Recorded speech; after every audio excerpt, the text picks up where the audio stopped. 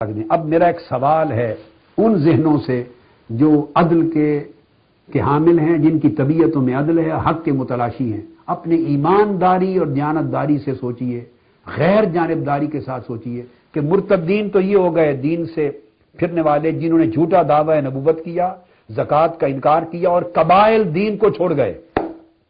اب ان کے مقابلے میں جہاد کرنے والے ان صفات کے حامل کون لوگ تھے؟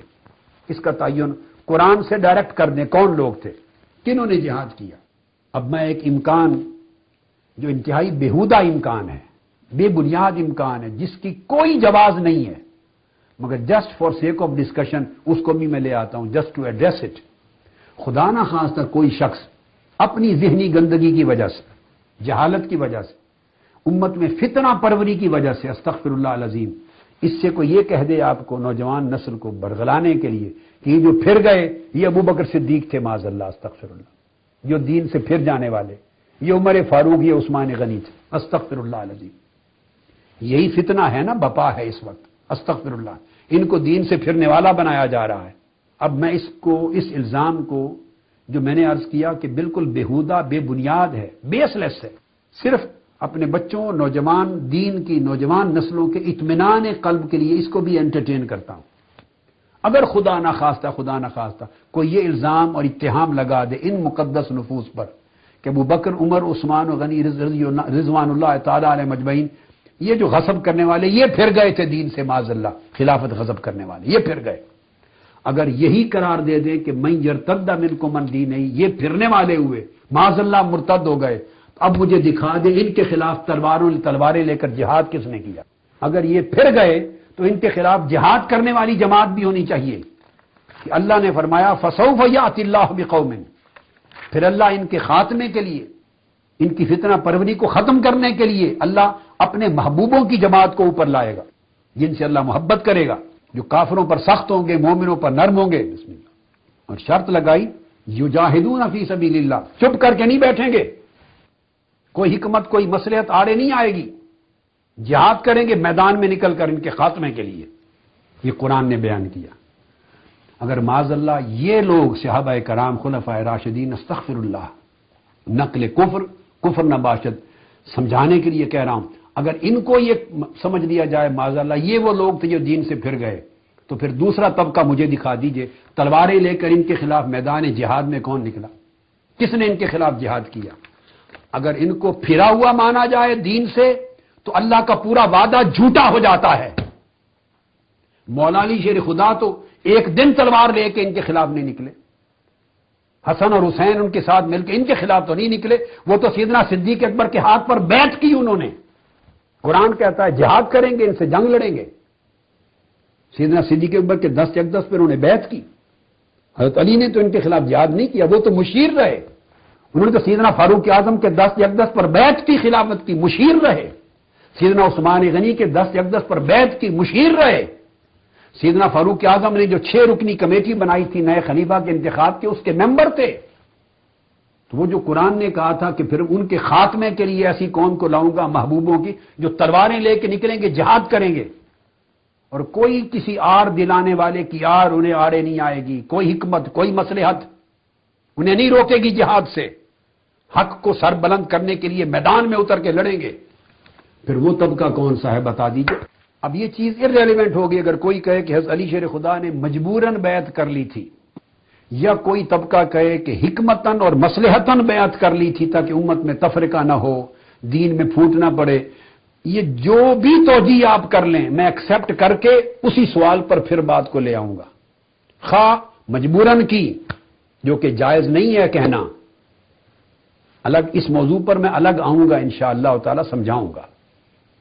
یہ تہمتیں غلط ہیں، لیکن اس وقت just to entertain these different kind of ideas میں لے رہا ہوں.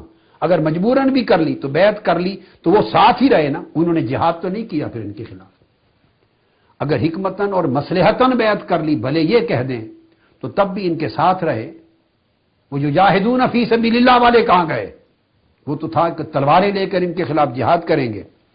امت کو تفرقہ اور فتنہ سے بچانے کے لیے بالفرض اگر خدا نہ خواستہ بیعت کر لی، محض اس خیال سے، نیک خیال ہے کہ کہ امت میں تفرقہ نہ ہو، فتنہ نہ پڑے، اچھا آئیڈیا ہے، اچھی نیت ہے، یہ برا نہیں ہے، اسی سے وجہ سے کر لی، تب بھی بیعت کر لی، جہاد تو نہیں کیا ان کے خلاف۔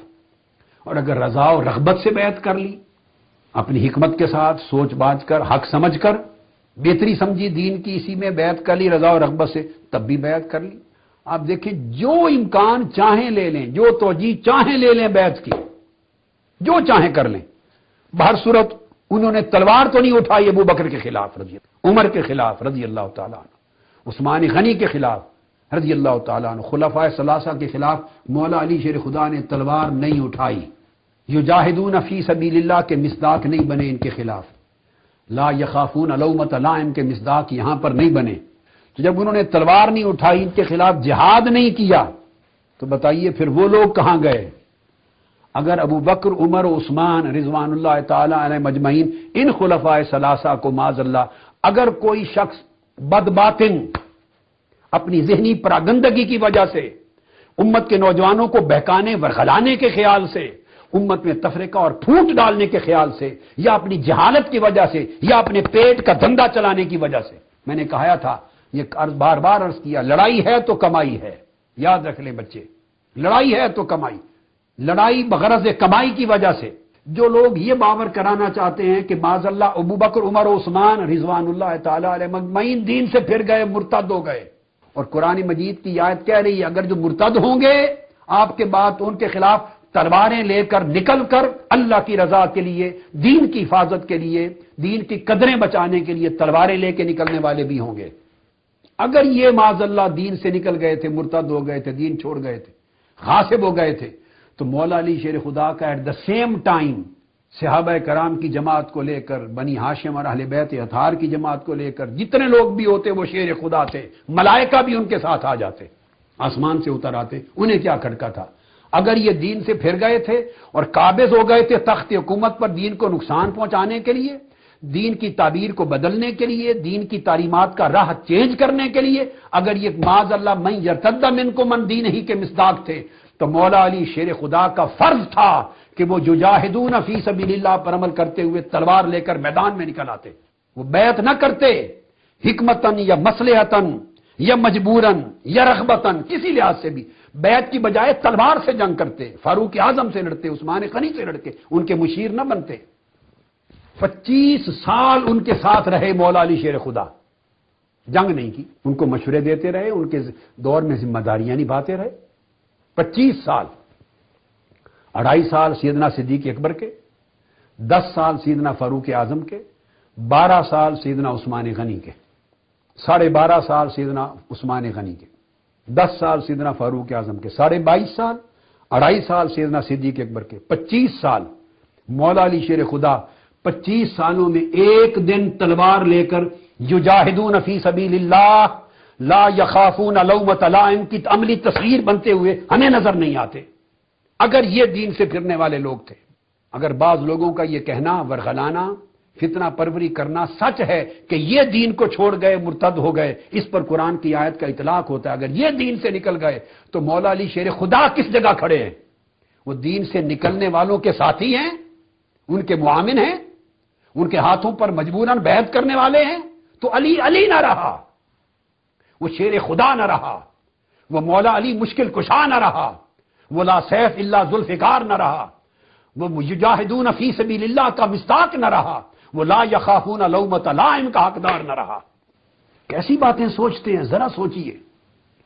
ان خلفائے ثلاثہ پہ تان کر کے مولا علی شیر خدا کی جسد اقدس کو اور ان کی ولایت کو اور ان کی عظمت کردار کو آپ چھل نہیں کر رہے ہیں، مولا علی شیر خدا کی ہستی کو مشکوک بنا رہے ہیں۔ کیسی وفاداری ہے علی شیر خدا سے، یہ وہ علی شیر خدا ہیں۔ آپ دیکھیے، جب کسی چیز کو حق نہیں سمجھا تو ود ڈرا نہیں کیا۔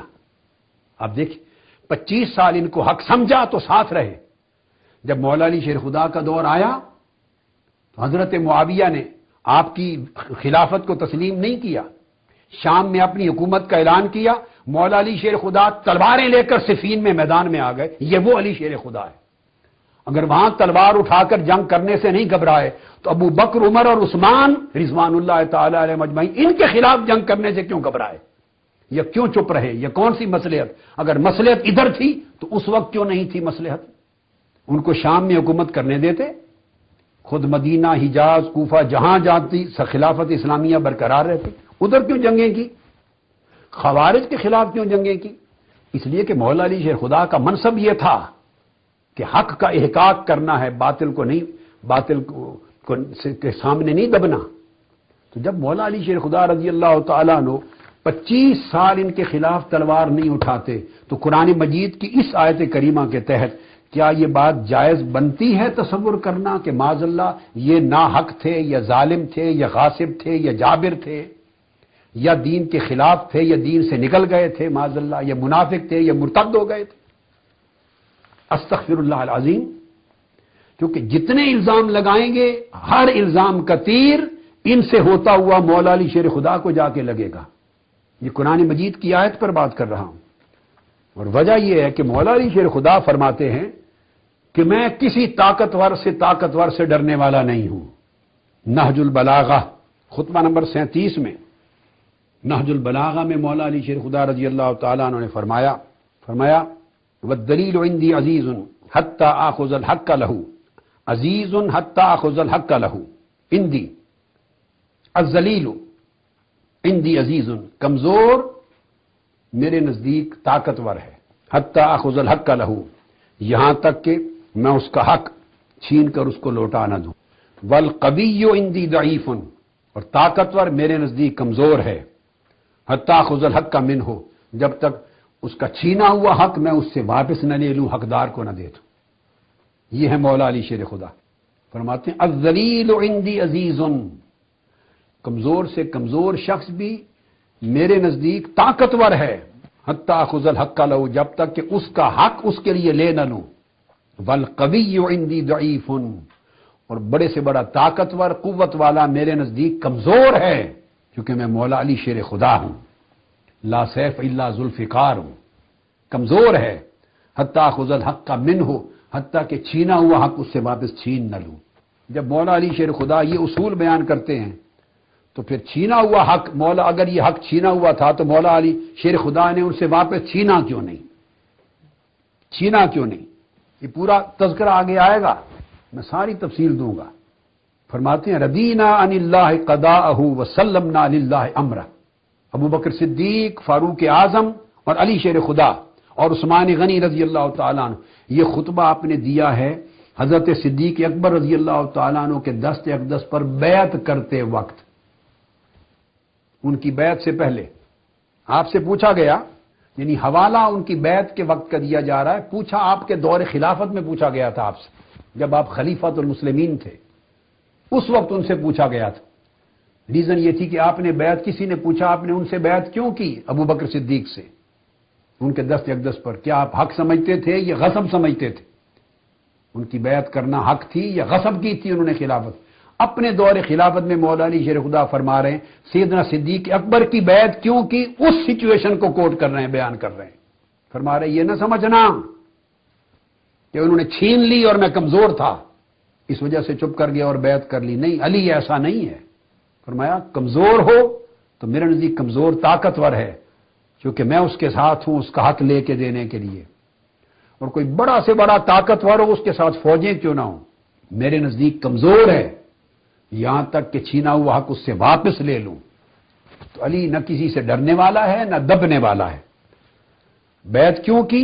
رضینا عن اللہ قضاءہ وسلمنا للہ امرہ، میں راضی ہو گیا یہ جان کر کے اللہ کا فیصلہ یہی ہے، اور اللہ کے امر کے سامنے میں نے سر تسلیم خم کر لی۔ وہ جو بیعت کی تھی اسے اللہ کا امر، اللہ کی قضا اور اللہ کی رضا سمجھ کے کی تھی۔ اب اس پر آگے بھی بیان ہے بڑا لطیف، مگر وہ اس وقت میں کوٹ نہیں کر رہا، وہ اگلا مضمون میرا آ رہا ہے مسئلہ خلافت و امامت، مسئلہ خلافت، یہ پورا حوالہ اینڈ تک اس وقت پڑھوں گا دوبارہ، ابھی صرف اس کا حصہ پڑھا ہے جو آج کی گفتگو کے ساتھ ریلیونٹ ہے۔ اگلا اس سے بھی زیادہ زوردار حصہ ہے جس میں آپ اشارہ دے دیتے ہیں کہ ان کی بیعت کرنا امر یہی تھا، میثاق اور وعدہ یہی تھا، اس کو میں بعد میں کوٹ کروں گا۔ تو عرض اس وقت میں صرف یہ بات کر رہا ہوں جو چیز سمجھنے والی وہ یہ کہ مولا علی شیر خدا ڈرنے والے نہیں، لا یخافون لومۃ لائم میں ہیں، یجاہدون فی سبیل اللہ میں ہیں،